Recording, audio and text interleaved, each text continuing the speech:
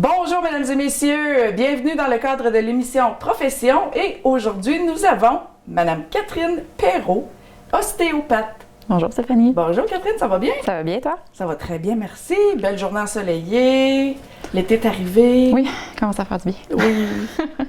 Donc Catherine, toi tu es nouvelle arrivante à Témiscamingue et tu pratiques l'ostéopathie.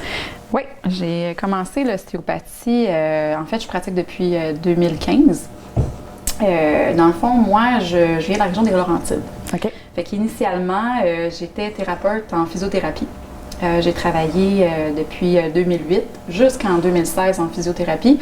Puis au travers de ce parcours-là, j'ai décidé d'aller faire de l'ostéo, qui était un petit peu différent de l'approche en physiothérapie. Puis par la suite, j'ai fait des milieux en privé, j'ai fait des services à domicile, j'ai traité un peu de tout en physio. Puis je me suis enlignée vers une clinique privée. J'ai commencé avec un ostéopathe, j'ai ouvert ma propre clinique, puis j'ai eu la chance de m'en venir ici. Donc je suis avec vous. L'ostéopathe de Témiscamingue, la seule? Oui, les prochains, je pense que c'est Ville-Marie, si j'ai bien vu. Les plus proches, c'est Ville-Marie. Oui. Donc, Catherine, on a des petites questions pour toi. Parfait. T'es prête? Oui. Donc, c'est ça. Qu'est-ce que l'ostéopathie? Bien, l'ostéopathie, c'est une approche qui a été faite par un médecin chirurgien américain qui est Dr. Andrew Taylor Still dans les fins des années 1800. Le but, ce qu'il voulait faire, c'était traiter les patients dans leur globalité. Donc, il ne voulait pas juste s'attaquer aux symptômes, mais comprendre la cause des dysfonctions.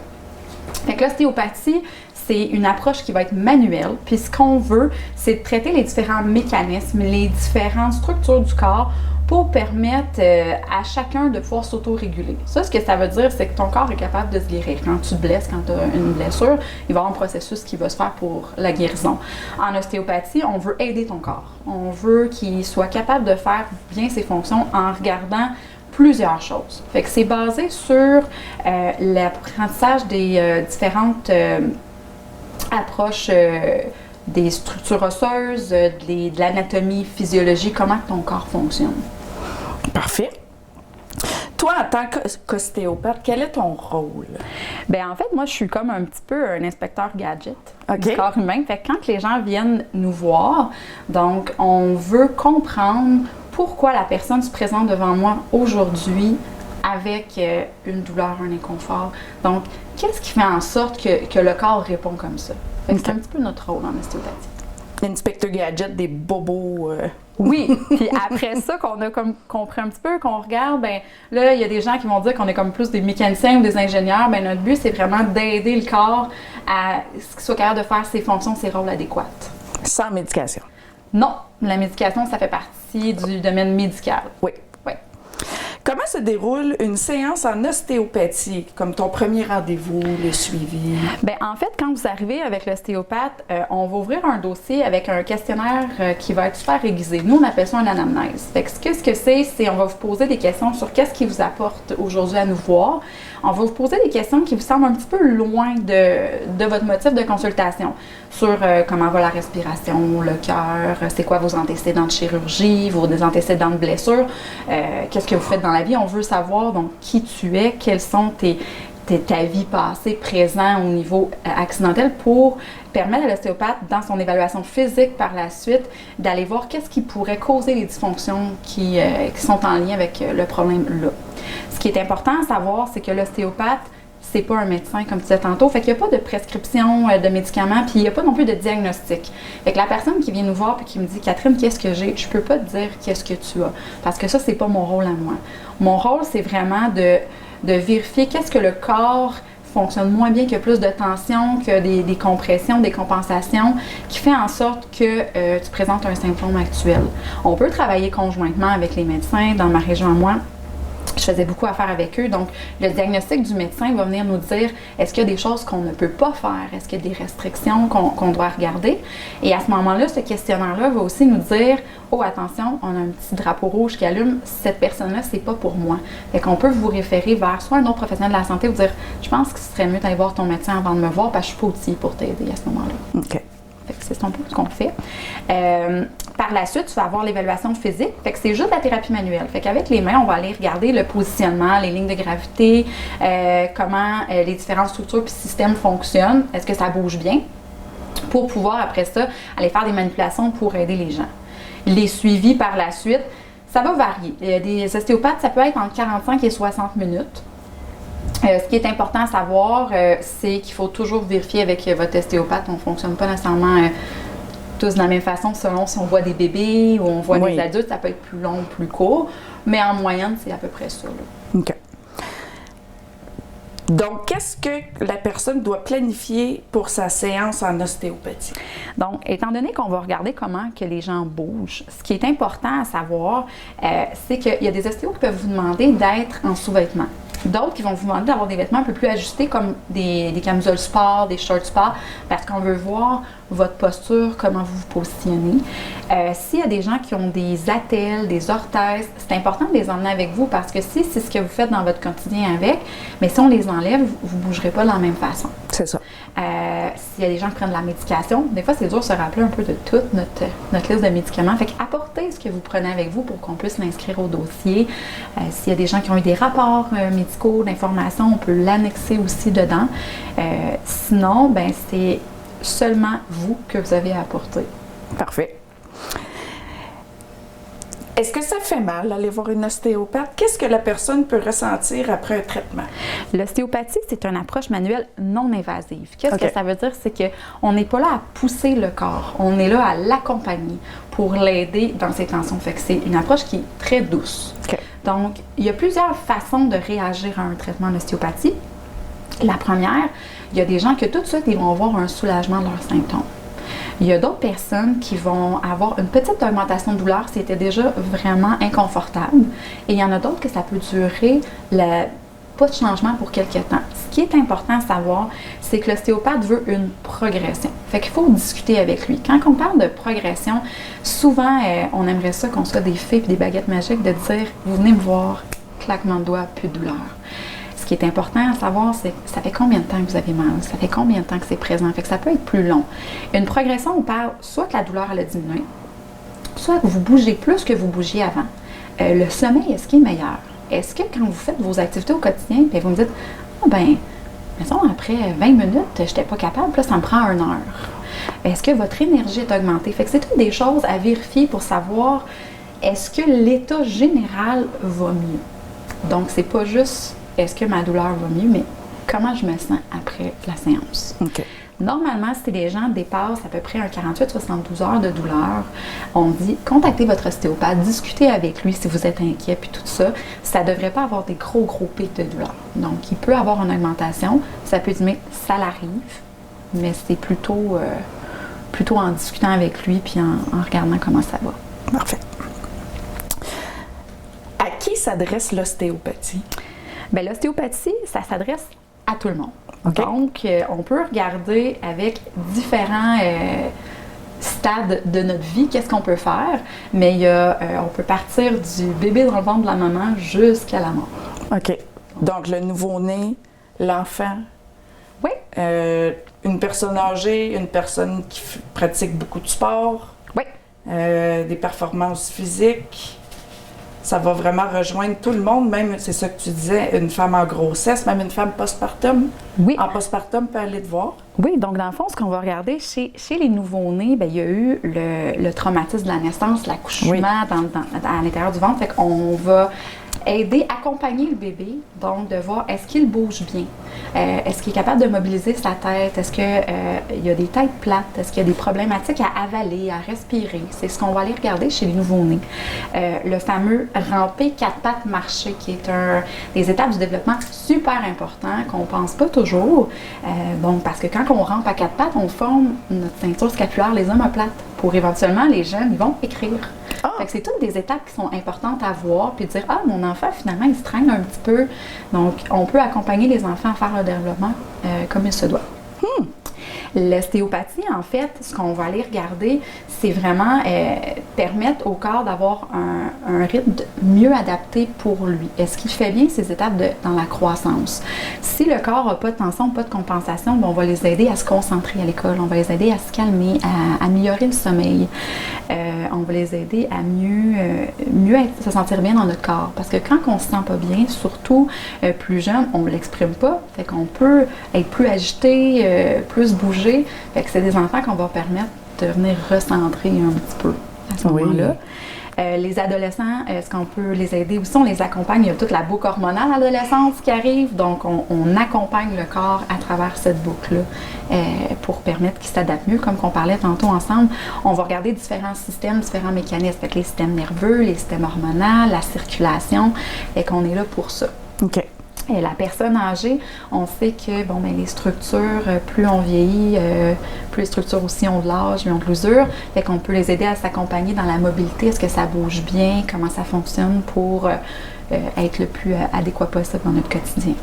Même les bobos sportifs. Oui, chez les blessures sportives, on peut voir accompagner les gens avec leurs traitements médicaux dans leurs blessures sportives, mais aussi aider aux performances sportives. Donc, quelqu'un qui se prépare pour un marathon, est-ce que ton corps fonctionne bien? Est-ce que le diaphragme pour la respiration pour aller performer? Mais dans le sport, on parle aussi des gens qui font des prestations, comme des professeurs qui sont longtemps en avant à parler, des oratoires, le chant. C'est toutes des choses qu'on peut venir travailler, dégager pour augmenter les performances physiques des gens. Et aussi, comme tu mentionnais, des blessures sportives qui peuvent survenir par la suite. Là. Puis aussi le choc du corps de la femme après un accouchement, parce qu'on sait qu'un accouchement, ça demande Ça demande beaucoup. Beaucoup. C'est la plus grosse épreuve d'une vie d'une femme. Et aussi le temps de grossesse, parce que notre corps s'adapte, on devient avec un deuxième être humain à l'intérieur de nous. Absolument. On le développe. Donc, on commence avec une posture qui est un petit peu plus droite vers une posture un petit peu plus arquée vers l'arrière, le dos rond. Donc, toutes nos structures de notre corps s'adaptent. Tout dépendant de comment tu portes l'enfant aussi. Exactement. Comment tu portes l'enfant. On doit augmenter notre volume sanguin des femmes pour permettre au bébé aussi d'avoir un apport. Fait qu'on est là pour accompagner le corps de maman tout le long de sa grossesse pour vérifier, est-ce que le bassin est assez mobile, son diaphragme, comment il va. On s'entend que les organes se font pousser par le bébé aussi. Absolument. Par le haut. Donc, des fois, il va y avoir des inconforts digestifs, des inconforts respiratoires, il peut y avoir de la constipation.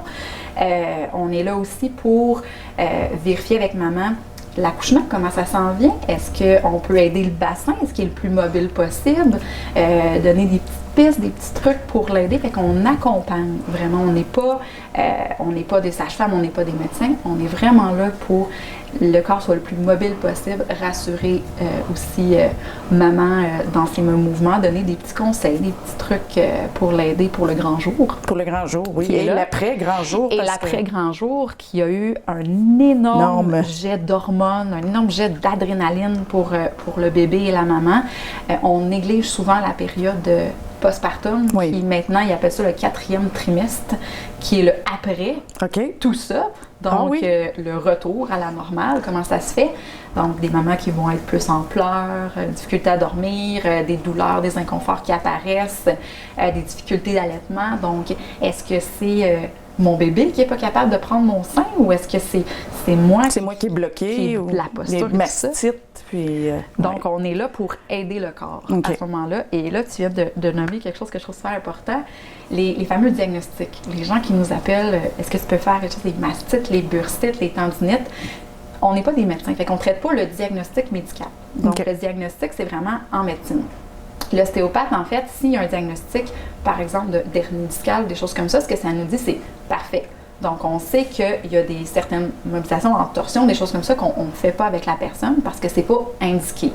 Moi, ce que je veux savoir, c'est pas l'hernie qui est problématique, mais pourquoi il y a de la douleur associée à ça? Qu'est-ce qui a fait en sorte que le corps a eu besoin de faire une hernie discale pour fonctionner par rapport à l'accident? Fait que c'est d'aller dégager les structures autour pour limiter les symptômes. Si on fait vraiment le traitement, à ce moment-là, ça va être vers le domaine de la médecine. C'est pour ça que je te disais qu'on travaille souvent connexe avec les médecins, qu'eux vont regarder la médication, qui vont vraiment faire un travail local pour ça. Puis nous, on s'en va plus dans le global de la personne. Aussi l'ostéopathie pour les convalescences, les chirurgies. Oui, étant donné que c'est une approche qui n'est pas invasive, donc pas agressive pour le corps. On sait qu'après une chirurgie, il y a vraiment une période de latence où les gens sont comme plus à la maison immobiles, on fait attention à bouger. Donc, c'est là où l'ostéopathe peut intervenir parce que c'est doux et à distance des fois. Fait on n'est pas obligé d'aller au foyer local où il y a eu la problématique. Et on oublie beaucoup les cicatrices. Donc, les cicatrices, il y a eu beaucoup de coupures. Donc, il y a des muscles qui ont été coupés, il y a des ligaments, des tensions. Et ça va faire comme un petit saran wrap qu'on peut replier ensemble. Puis c'est d'aller retravailler les structures pour donner le plus de lousse possible. C'est des choses qui sont faites en ostéopathie. Parfait. Aussi, des problèmes de sommeil, le stress. Oui, donc on parle beaucoup de douleur depuis tantôt, mais comme on parlait que l'ostéopathie va vérifier les différents mécanismes de la santé, donc les problèmes de sommeil, les problèmes de stress, les problèmes digestifs, des problèmes respiratoires, des problèmes de mal de tête, des difficultés dans les différents systèmes de notre corps, on peut travailler en allant voir les différentes structures qui sont interreliées. On est fait de nerfs, de muscles, de ligaments, de différents systèmes. Puis l'ostéopathe, ce qu'il va aller voir, c'est les relations entre les structures de notre corps et leurs fonctions.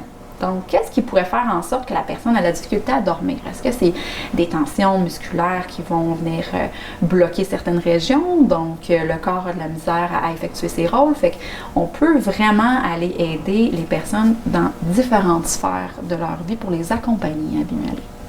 Parfait. Combien de séances faut-il pour commencer à avoir un résultat? Donc, en ostéopathie, comme c'est une approche qui est individualisée, il n'y a pas de protocole. Donc, vous n'allez pas arriver en ostéopathie, puis on va vous dire, OK, vous allez venir 3 fois par semaine avec telle manipulation. C'est pas des manipulations, c'est de la thérapie manuelle. Donc, c'est comme si on enlève des couches d'oignons. OK. Donc, on vient vous voir, puis OK, la première couche, on enlève. Est-ce qu'il y a d'autres choses en dessous? Fait qu'on ne peut pas prévoir le nombre de séances possibles. Comme on parlait tantôt dans la progression, ce qu'on veut dans le temps, c'est qu'il y ait une évolution. Donc, on va regarder avec les gens comment vous vous êtes senti après la première séance. Est-ce qu'il y a eu du changement? Et s'il n'y a pas de changement significatif, donc comme on parlait, soit de la mobilité, soit le sommeil qui s'améliore, diminution de douleur, meilleure capacité de bien fonctionner dans la vie, une meilleure énergie, bien à ce moment-là, c'est là que l'ostéopathe aussi peut soit regarder, est-ce que j'ai négligé certaines choses, j'ai-tu oublié des choses à aller voir, ou référer vers d'autres professionnels. On dit aux gens, des fois, de se faire un petit agenda de bord pour voir, parce que souvent, on vérifie juste dans notre tête, j'ai mal, j'ai plus mal. Tandis que quand on se fait un petit agenda, dire, je dormais 4 heures, j'en dors 6. OK. Fait que c'est un petit peu comment on va regarder avec les gens. Des fois, tu ne te rends pas compte de l'amélioration naturelle. Oui. Donc, quand tu l'inscris et tu le vois, c'est là que tu vois le changement. Mais c'est du cas par cas, hein? Oui. Pour tout le monde. Là, tu peux pas, moi, j'ai guéri en 3 séances. Non, c'est pas... tu peux pas comparer. Non, on peut pas comparer parce qu'en fait, pour comparer, il faudrait qu'on ait les mêmes individus, même tranche d'âge, qui ont eu les mêmes accidents. Les mêmes blessures. On n'a pas tout ça. Fait que c'est vraiment la beauté de l'ostéopathie, c'est que c'est une approche qui va regarder qui vous êtes dans votre ensemble, comment le corps vit, comment il fonctionne, puis il va s'adapter selon vos modes de vie. On peut pas... à ce moment-là, offrir, comme je dis, la petite baguette magique pour vous soulager. La petite fée marraine. Oui, c'est ça. J'ai des gens qui vont venir me voir une fois puis ils vont dire « Mon Dieu, ça va super bien, c'est miraculeux. » J'en ai d'autres que je vois dans des suivis plus extensionnés. Et ce qui est la beauté aussi de ça, c'est qu'on oublie souvent la fameuse option prévention. OK. Donc, on vient parce qu'on a un problème. Oui. Mais après, j'ai des gens qui restent pour dire « Écoute, je vieillis, mon corps, il change, j'ai eu du stress au travail. » Donc, on est là aussi pour accompagner le corps dans un aspect préventif pour conserver ses meilleures fonctions. Ta santé physique. Exactement. Parfait. Est-ce que l'ostéopathe peut traiter un diagnostic, comme tu disais tantôt, tendinite, bursite, fibromyalgie, migraine? Donc, comme on parlait, on ne regardera pas le diagnostic, mais on va aller aider à dégager les structures qui sont problématiques avec des différentes interrelations différentes dans le corps pour voir. Par exemple, un problème d'épaule local, bien, on ne va pas juste aller regarder votre épaule, on va aller voir les autres muscles qui sont attachés. On a des attaches au thorax, on a des attaches au bassin, on va avoir des attaches dans les régions cervicales. C'est quoi les nerfs qui viennent innerver ces muscles-là? D'où est-ce qu'ils viennent? C'est quoi leur trajet? Comment qu'on peut essayer d'aller dégager les structures? Fait que c'est plus loin que juste votre épaule, c'est qu'est-ce qui fait en sorte qu'elle ne fonctionne plus? OK. C'est ce qu'on va faire. Est-ce que l'ostéopathie est reconnue? L'ostéopathie, présentement, c'est pas une profession qui est reconnue et encadrée. Depuis 2014, l'Office des professions du Québec sont en train de travailler sur l'encadrement de la profession en ostéopathie. Dernièrement, le 1er mai, il y a eu une consultation publique qui a été déposée avec Mme Canam pour vérifier est-ce que l'ostéopathie va être sous un ordre professionnel indépendant ou connecté avec un autre ordre professionnel. OK. Dis-moi comment on choisit son ostéopathe. Qu'est-ce qu'on doit regarder, vérifier ses informations personnelles? Et en ce moment, comme on parlait ensemble, l'ostéopathie n'est pas reconnue. Donc, le titre ostéopathe, tu pourrais le prendre si tu veux, puis l'inscrire là. Donc, ce que je mentionne aux gens, c'est de vérifier donc avec quelle association ils font affaire. Il y a plusieurs associations au Québec. La plus grande, c'est Ostéopathie Québec, qui compte à peu près plus de 1600 membres ostéopathes qui sont soit des internes, donc des étudiants finissant en ostéopathie, ou des DO qui sont des diplômés. Quand vous regardez avec l'association, vous pouvez aller voir c'est quoi leur parcours professionnel, combien d'années ils ont fait en ostéopathie, où ils sont localisés. C'est quoi leur champ de pratique? Parce qu'en ostéopathie, comme on parlait tantôt, on peut regarder toutes les gens au complet. Ça s'adresse à tout le monde. Il y a des gens qui vont préférer les enfants, préférer des blessures de sport. Donc, ils vont l'afficher dans leur section. Ostéopathie Québec ont un site internet qui est le www.ostéopathiquebec.ca et vous avez le petit onglet « Trouver un ostéopathe ». Donc, vous pouvez aller faire des petites recherches. On peut te trouver là-dessus? Oui, vous pouvez nous trouver sur le site. On va te trouver. Est-ce qu'il y a des restrictions en ostéopathie avec le contexte actuel de la pandémie? Non, il n'y a pas de restrictions pour les séances en ostéopathie. On est considéré comme travailleur essentiel de la santé. Donc, c'est les mêmes indications quand vous vous promenez un petit peu partout, le port du masque, le lavage des mains. Arriver à l'heure de votre rendez-vous, c'est présentement une approche qui est beaucoup sollicitée, justement avec le contexte qui nous en est beaucoup de stress, beaucoup d'adaptation, le télétravail. Donc, n'hésitez pas. Dans ce fameux contexte-là, des fois, on a comme peur un petit peu avec tout ce qui se passe. On a des moyens très adaptés, sécuritaires pour vous voir. Donc, s'il y a des inconforts, on est là pour vous aider, surtout que ça en a sollicité une grosse surcharge, cette pandémie-là. Catherine, tu veux nous donner tes coordonnées et numéro de téléphone, site web pour te rejoindre? Oui, donc je suis localisée sur le chemin Kipawa au 306 dans le Training intelligent de Joanie Morin.